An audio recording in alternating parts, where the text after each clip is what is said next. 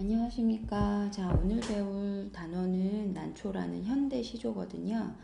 여기 위에 간단한 설명 보시면 아시겠지만 현대 시조 가운데 가장 대표적인 작품이라는 거 알아주시고, 요걸 통해서 내용이나 형식 면에서 어떤 식으로 시조의 전통을 이어나가는지 한번 생각해봐라 라는 단원이에요.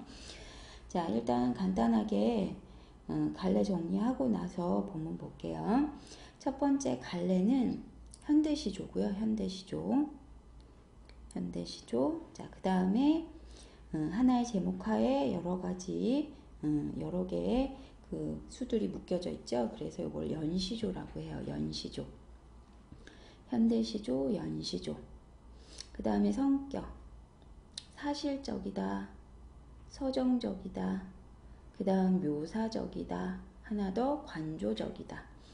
사실적, 서정적, 묘사적, 관조적. 됐죠? 그 다음에 제재는 난초고요. 제재, 중심 소재 난초. 그 다음에 주제 씁시다. 난초의 깨끗하고 고결한 성품 예찬. 난초의 깨끗하고 고결한 성품 예찬. 됐죠? 특징은 두 가지만. 특징 첫 번째, 감각적 이미지와 절제된 언어 사용. 감각적 이미지와 절제된 어조 사용. 그 다음 두 번째, 의인화의 기법을 사용해서 시인의 감정을 이입했다. 됐죠? 자, 본격적으로 첫 번째 수부터 먼저 봅시다. 자, 빼어난 가는 잎새 체크. 자, 굳은 듯 보드랍고. 자, 그리고 자줏빛 굵은 대고. 자, 대하고 잎하고 서로 형체가 대조적이죠. 거기 두 개 묶어서 대조. 뭐라고 쓰시느냐? 형체가 대조된다. 그리고 자줏빛 보이죠? 그 다음에 거기에 또 하얀 보여져. 이거 두 개 묶으셔서 색채 대비죠? 색채 대비. 자줏빛 그리고 하얀 색채 대비. 꽃이 벌었다라는 건 꽃이 벌어졌다라는 의미. 자, 이슬은 구슬이 되어 마디마디 달렸다. 자, 그래서 여기까지 끊으시고 여기가 첫 번째 수, 첫째 수. 자, 여기는 난초의 외양, 겉모습. 난초의 외양 묘사, 겉모습. 자, 난초의 외양은 부드럽고 청초하고 이런 모습인 거죠. 자, 그 다음 두 번째 수. 자, 본래 그 마음은 깨끗함을 즐겨하여. 마음이라고 표현했지만 사실은 본성. 난초의 본성. 됐죠? 난초의 본성. 자, 깨끗함을 즐겨한다. 그리고 정하다라는 뜻도 깨끗하다라는 의미거든요. 그래서 깨끗한 모래틈에 뿌리를 서려두고, 미진이라는 거는 먼지란 뜻, 먼지, 티끌이란 뜻이기 때문에 여기에서는 속새를 의미하는 거지, 그치? 자, 속새도 가까이 않고 우로라는 거는 그치, 비하고 이슬. 그래서 고결한 삶을 받아서 살고 있다.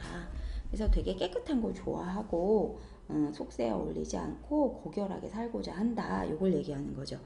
여기까지 끊으시고 둘째 수. 여기는 난초의 본성. 자꾸 이렇게 써. 난초의 본성. 되셨죠? 자, 그래서 여기에서 드러나는 난초의 외양. 일단 외양은 거기 간단히 정리를 해보면 외양은 자, 부드럽고, 그쵸? 부드러움. 그 다음에 청초함. 그 다음에 이것의 본성은, 그치? 깨끗하고, 그 다음에 고결함. 그래서 결국 요걸 통해서 화자가 드러내고자 하는 건 뭐냐? 나도 누구처럼 살고 싶다. 그치? 난초처럼 살고 싶다. 이걸 통해서 여기 정리, 시적 화자는 거기다 쓰세요. 난초와 같은 삶 추구. 난초와 같은 삶 추구. 정리되셨죠? 자, 그러면 그 뒤로 넘어가서 우리 학습활동 보면서 내용 정리해볼까요? 다시. 자, 넘어가시면 첫 번째 다가가기는 뭐 읽어보시고, 난초의 의미 때문에 선물하는 경우가 많다라는 의미고요. 세 개의 기부터 먼저 봅시다. 자, 1연 중장에서 보면 하얀이라고 하지 않고 하얀한이라고 했대요. 자, 이렇게 한 이유는 시조의 형식이랑 관련지어서 얘기를 해봐라 라고 되어 있거든요. 거기다 정리해서 씁니다. 하얀한이라는 표현은 하얀을 늘려 발음한 것으로 볼 수도 있고, 하얀을 늘려 발음한 것으로 볼 수도 있고, 하얀한, 하얀한, 이거는 하나, 이런 의미. 하얀 한을 붙여 쓴 것으로도 생각할 수 있으며, 하얀 한을 붙여 쓴 것으로도 생각할 수 있으며, 이 둘을 포함하는 중의적 효과를 노렸을 수도 있다. 자, 이것은 시조가 지니는 3, 4 혹은 4, 4조의 음수율 아시죠? 3, 4, 4, 4조의 음수율, 그리고 사음보의 율격, 정형적인 형식으로 인해 생기는 음수율을 지키기 위한 표현이다. 자, 시조가 지니는 3, 4, 4, 4조의 음수율, 사음보의 율격 같은 정형적 형식으로 인해 생기는 음수율을 지키기 위한 표현이다.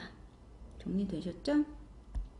자, 그 다음에 두 번째, 1연과 2연의 내용을 정리해보고 둘 관계 설명하라고 그랬잖아요. 일단 정리부터. 자, 1연에서는 난초의 외양을 묘사하고 2연에서는 난초의 고결한 생태를 표현하고 있다. 이 작품의 1연과 2연은 난초의 외양과 생태를 통해 고결하게 살고자 하는 시인의 소망을 표현하고 있다. 또한 난초의 외양을 묘사한 뒤 1연이죠. 1연 그게 난초의 외양을 묘사한 뒤 난초의 고결한 미덕을 예찬하고 있다는 점에서 여긴 2연 일종의 선경후정 아시죠? 먼저 경치 그리고 후정 나중에 감정, 그래서 일종의 성경후정 구조로도 볼 수 있다. 되셨죠? 그 다음 네 번째, 자, 난초가 상징하는 게 뭔지 파악을 해보고 전통적인 사군자, 매낭국죽 요거 있잖아요. 자, 요것에 하나인 난초의 이미지와 통하는지 한번 살펴봐라 라는 얘기고, 그 아래 사군자 여기 내용 꼭 읽어보세요. 요 네 가지 대상에 대한 얘기예요. 자, 거기다 정리합니다. 굳은 듯 보드랍고, 그리고 깨끗함을 즐겨하여, 그 다음 미진도 가까이 않고 라는 구절에서 볼 수 있듯이 세 구절이에요. 굳은 듯 보드랍고, 깨끗함을 즐겨하여, 미진도 가까이 않고 라는 구절에서 볼 수 있듯이 난초는 청초하면서도 고결한 존재를 상징한다. 시적 화자는 난초의 이러한 특성을 예찬하면서 자신이 지향하고 있는 삶이 어떤 것인가를 간접적으로 제시하고 있다. 이는 세속에 물들지 않고 고결한 성품을 지니면서 살아가는 삶으로 청렴하고 깨끗한 난초의 이미지와 상통한다. 청렴하고 깨끗한 난초의 이미지와 상통한다. 그 다음 뒷장 넘어가시면, 자, 이번에는 좀 아까 현대시조 배웠잖아요. 이번에는 조선시대에 이제 창작된 매화사라는 또 다른 연시조죠.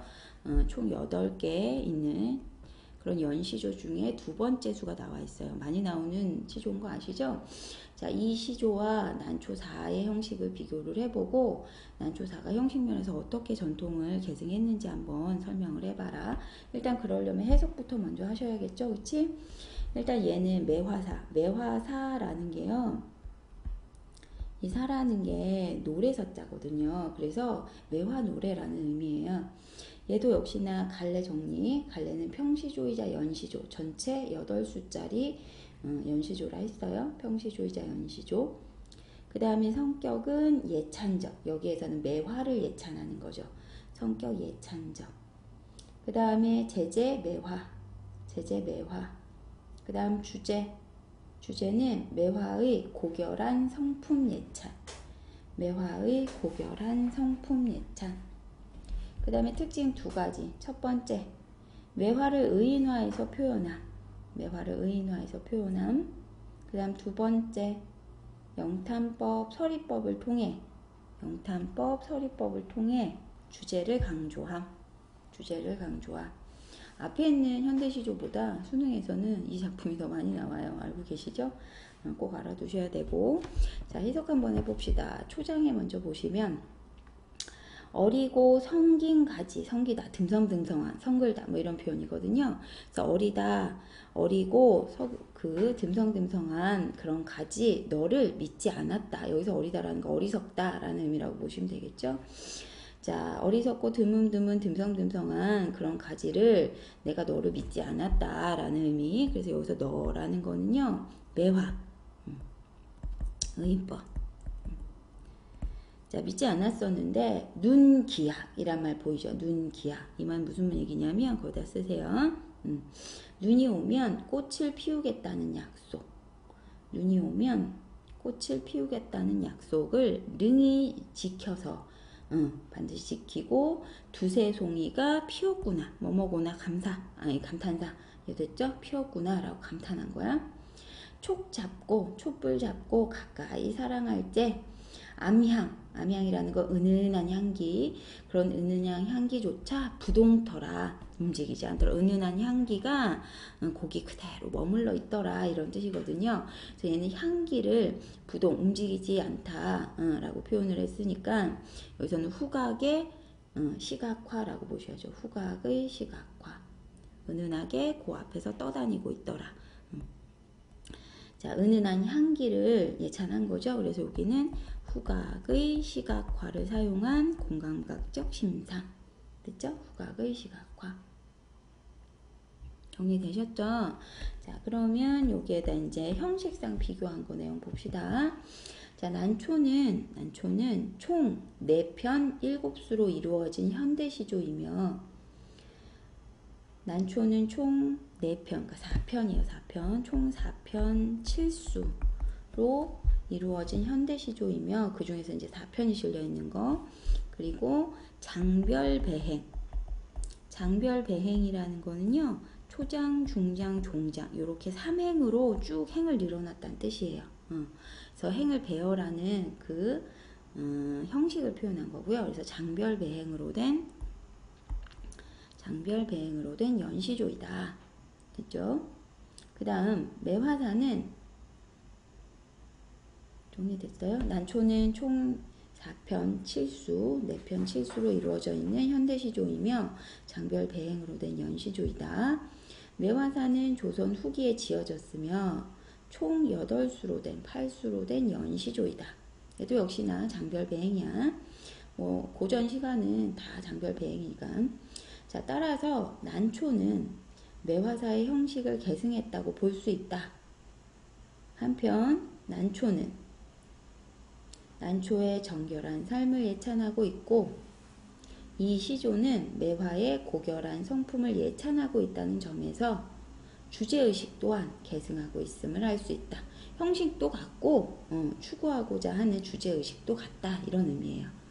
다시, 한편 난초의 정결한 삶을 예찬하고 있고, 이 시조는 매화의 고결한 성품을 예찬한다는 점에서 주제의식 또한 계승하고 있다. 됐죠? 9월에 난초 그림 바탕으로 삼아서 시편지 만들어 보라 했는데 해보세요. 자, 그 다음에 거기 뒷장 넘어가시면 작품 해제 보이죠? 자, 거기 간단히 난초를 노래한 연작시조라는 점, 자, 아름다우면서 기품 있는 모습, 그리고 난초의 기질, 그래서 인간이 신여의 고상한 기품을 암시했으며, 자, 거기 우리의 구존문학과 전통 회화에서 즐겨온 난초를 대상으로 한 점, 요거 첫 번째. 그리고 조선시대 평시조를 계승한 현대시조, 요거 두 번째. 그래서 요거 두 개 묶어서 쓰세요. 난초가 현대문학의 전통을 계승한 점 두 가지. 난초가 현대 한국문학 난초가 한국 문학의 전통을 계승한 점. 두 번째, 원투. 됐죠? 그래서 이병기라는 시조 작가에 대한 설명이 그 아래 나와 있고요. 1920년대 시조 부흥 운동을 통해서 실제 이제 조선시대까지 활발하게 지어졌던 시조가 현대 와서도 다시 지어지기 시작을 했거든요. 그거랑 관련된 내용이니까 쭉 읽어보시면 돼요. 됐죠? 자, 그 다음에 우리가 배울 내용은 추억에서라는 현대시 다 배우게 될 겁니다. 자, 뒷장 넘어가셔서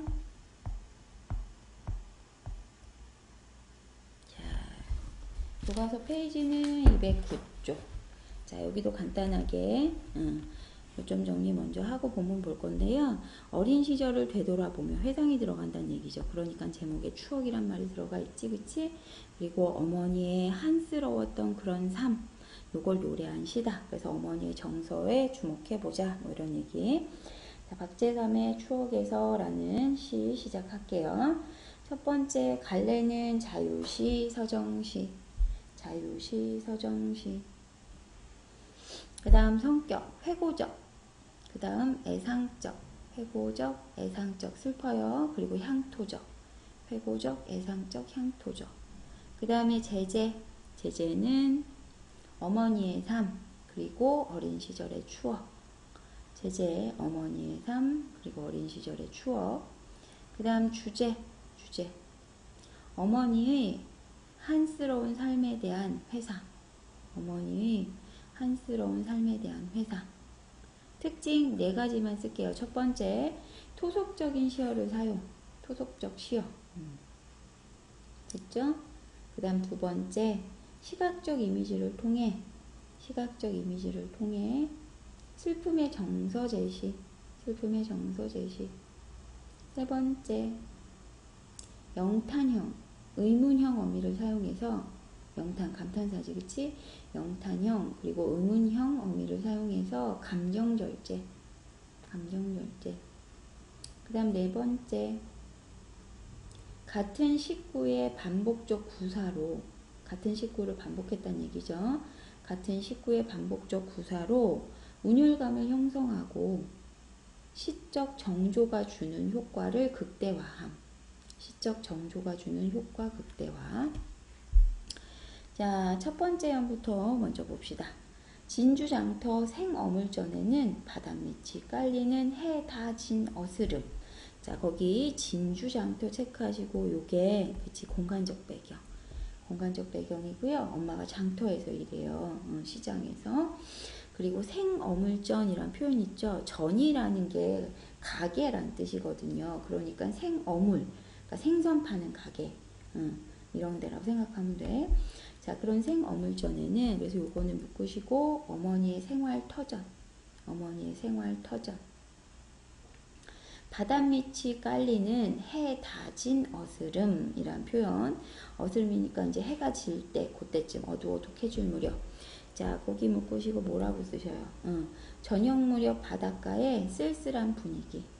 저녁 무렵 바닷가에 쓸쓸한 분위기. 저녁 무렵 바닷가 쓸쓸한 분위기. 자, 그래서 여기까지 1연 정리합니다. 저녁 무렵의 진주장터. 저녁 무렵의 진주장터. 그 다음 두 번째 연. 울 엄매의, 울 엄마, 우리 엄마. 거기 엄매라는 거 경상, 경남, 방언 나와 있죠. 그래서 토속적 시어 사용한다 했죠.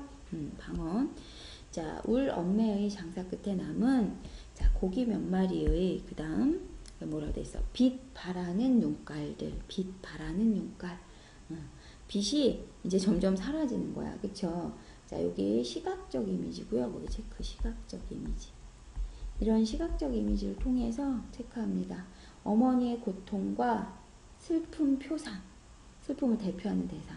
어머니의 고통과 슬픔을 표상. 그런 빛바라는 눈깔들이, 얘는 비속어죠, 눈깔. 자, 그런 눈깔들이 속절없이 은전만큼, 은전 보이지? 은으로 만든 돈이니까 여기에서는 은전만큼 손 안 닿는 그런 한이던가 은전에 손을 댈 수 없다는 얘기니까 가난 얘기하는 거죠. 그치? 그래서 요것도 시각적 이미지죠. 시각적 이미지를 활용을 해서 거기다 써야죠. 가난으로 인한 한. 가난으로 인한 한을 표상하는 거지. 가난으로 인한 한. 그리고 마지막에 보면 은전만큼 손안 닿는 한이던가라는 뭐 보죠. 가. 이게 의문영어인데 거기다 쓰세요. 자, 그런 것이 다 라고 단정하지 않았죠? 그런 것일까? 라고 의문형으로 마무리한 거지. 그치? 그래서 여기는 직설적은 직접적 표현하는 거잖아. 직설적 단정 아니고요. 의문형 마무리. 의문형 마무리. 직설적 단정을 피하고 의문형으로 마무리했죠. 울 엄매야, 울 엄매 하고 여기까지. 자, 2연 정리합니다. 2연. 가난으로 한 맺힌 어머니의 삶 회고. 가난으로 한 맺힌 어머니의 삶을 회고하는 부분. 회고 돌이켜보는 거야. 자, 그리고 세 번째 연. 자, 별밭은 또 그리 멀리 우리 오누이의 머리 맞댄 골방. 이 골방 체크하시고, 이 골방은 오누이가 있는 곳, 그리고 가난한 삶을 표현하는 거죠. 골방, 오누이가 있는 곳, 가난한 삶. 우리 오누이의 머리 맞댄 골방 안 돼요. 손시리던가 떨던가, 손시리게 떨던가, 보이죠? 손시리게 떨던가, 손시리게 떨던가. 반복한 거죠. 중요한 표현 방법 있습니다. 쓰세요. 어려웠던 어린 시절을 촉각적, 시리다라는 표현이 있죠.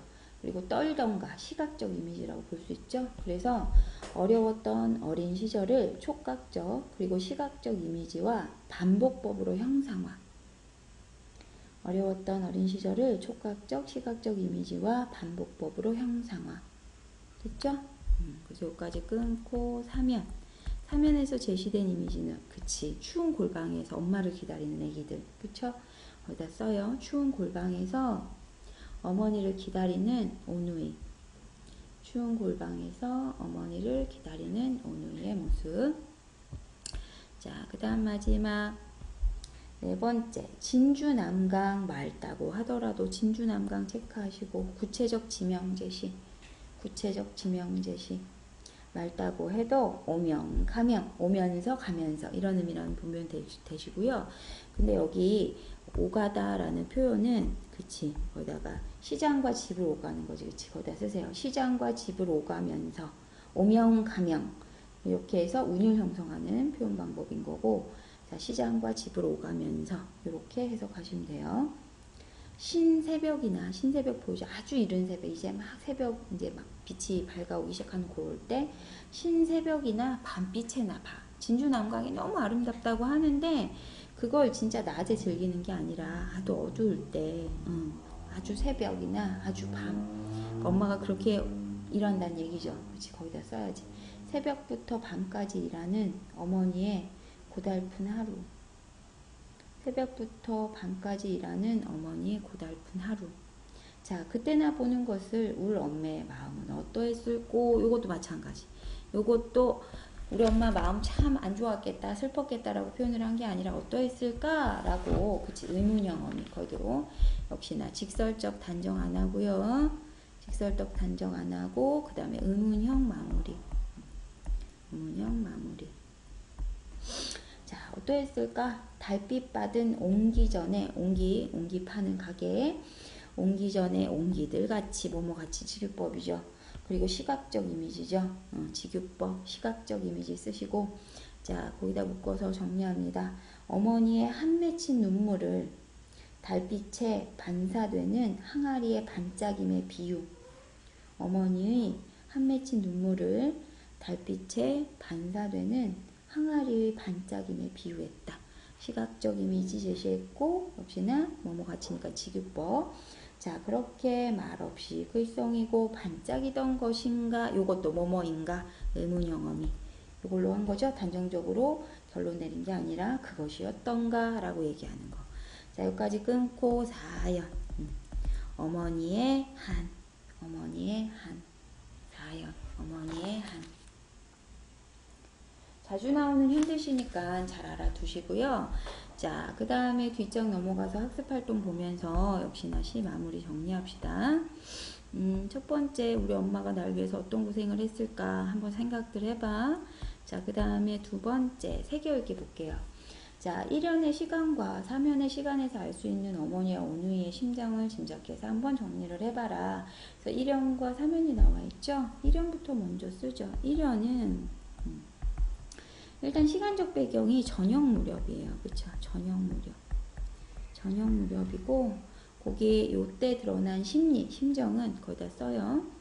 날이 어두워지도록 집에 가지 못하는 쓸쓸함과 날이 어두워지도록 집에 가지 못하는 쓸쓸함과 생활의 어려움에서 비롯된 깊은 한 생활의 어려움에서 비롯된 깊은 한 그리고 3년은 한밤중이었죠.